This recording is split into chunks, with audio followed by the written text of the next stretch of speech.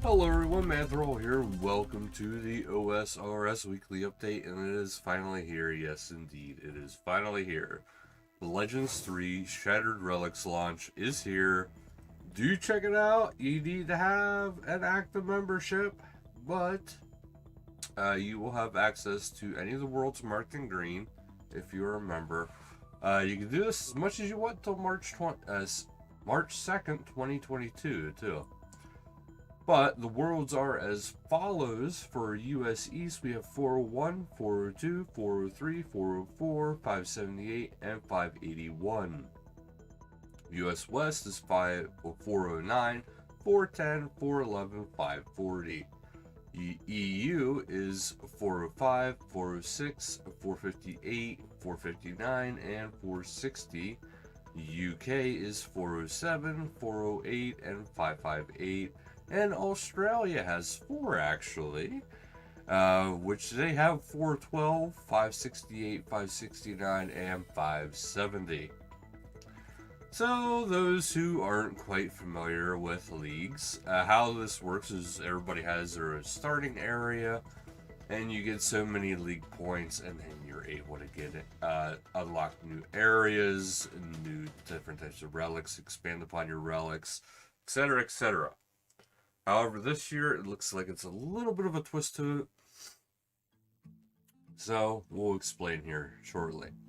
So you'll start in a new Iron player near. You'll start as a new Iron player near the town of Catherby, which means you cannot trade with other players or use a grand exchange. You'll have normal items from Tutorial Island in your backpack and bank. All skills except defense, fishing, thieving, plus the combat skills of your choice will be locked. So you have to start out combat skill of your choice, thieving, fishing, and defense. Additional skills, boss quest bundles can be purchased with Sage's Renown, which is the thing that's kind of different, which can be earned by completing tasks. So you may still perform skilling activities within the range of your locked skills, but you won't receive any experience. For example, you can still cut normal trees and receive the logs without unlocking wood cutting, but you cannot progress to oaks until you unlock the skill more. XP rates will be accelerated by 5 times the usual rate. This is for leagues. For this league, clue scrolls will stack in clue scroll boxes. Any death will respawn you at the starting point in Catherby. So as you can see, here's an example of the tasks. For example, this one right here says open the league's menu. You get 5 league points and 1 Sage Renown. So, achieve your first level 10, achieve your first level 20. There's a whole bunch of stuff like that. A lot of easy ones. And then we have the Sage Renown unlocks. So unlike League points, Sage Renown disappears once you spend it. So choose your unlocks wisely. So you'll be unlocking different things to make sure, it's something you actually need.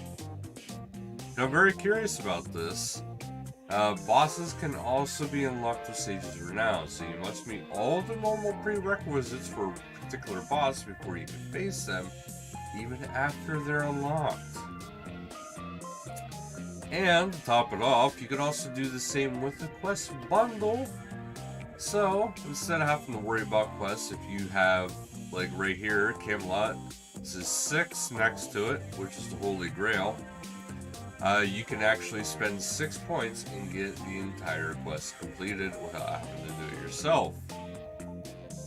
Important to kind of keep that in to remember. But you can also do like this right here and complete the entire section. So it's one of those things where is it worth it? Fragments and set effects. So the fragments, they have set effects, they have the regular effects. And it doesn't really list in here what those set effects would really be. But they are of the same school type deal. So it's probably like Unholy Ranger and Unholy Warrior. That is a set effect right there. Well, maybe more. It might take more than just those two to get that. So the different fragments, they have different levels. As you can see here from the arcane conduit, you can level it up as you use it or as you unlock more to it. I'm not entirely sure yet. But also using set effects, using fragments from the same family will activate their set effect, which is a special, a super specialized buff. So, something to kind of keep in mind, when you first get into it, you do get to pick your class.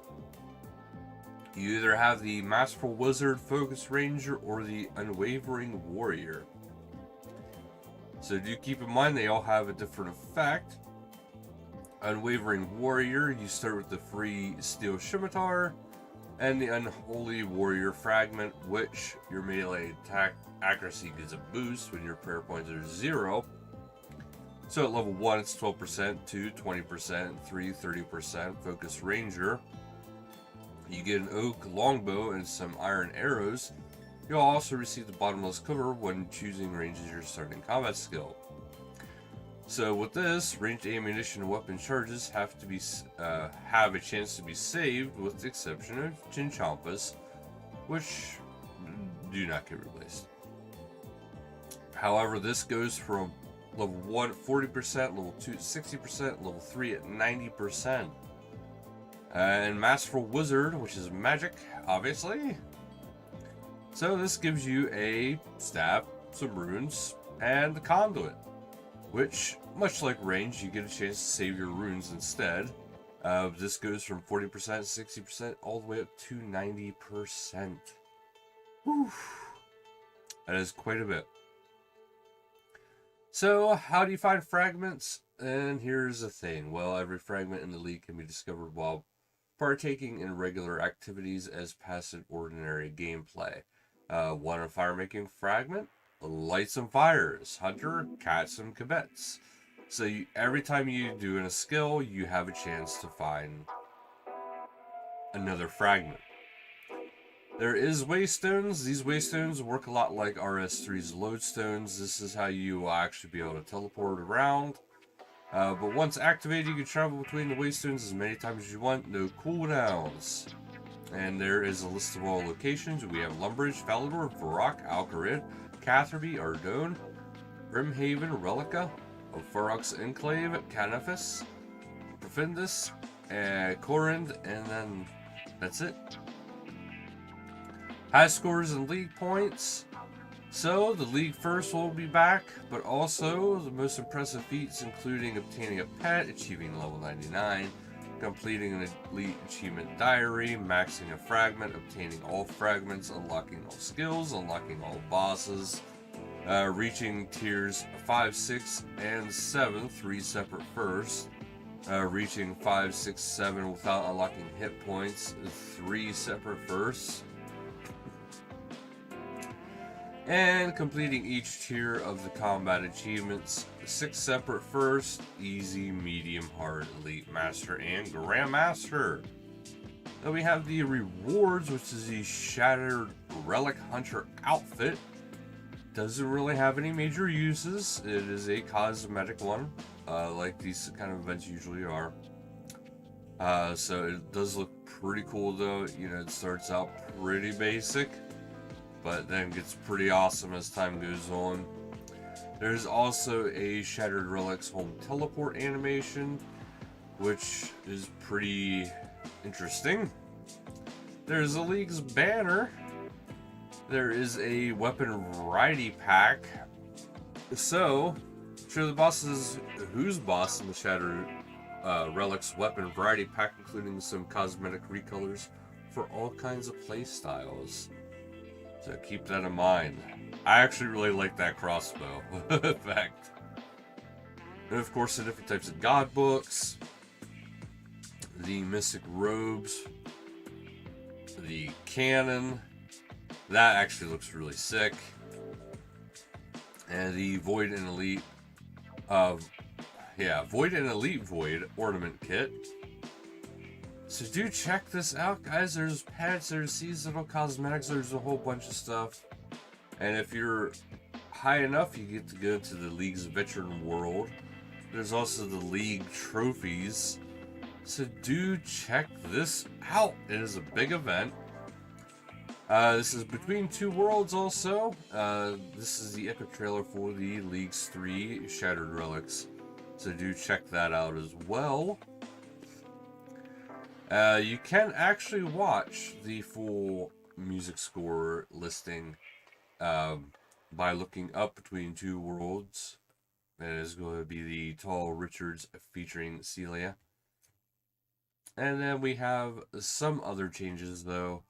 So, before they walk us through it, so every day they have been banning bots like crazy in old school.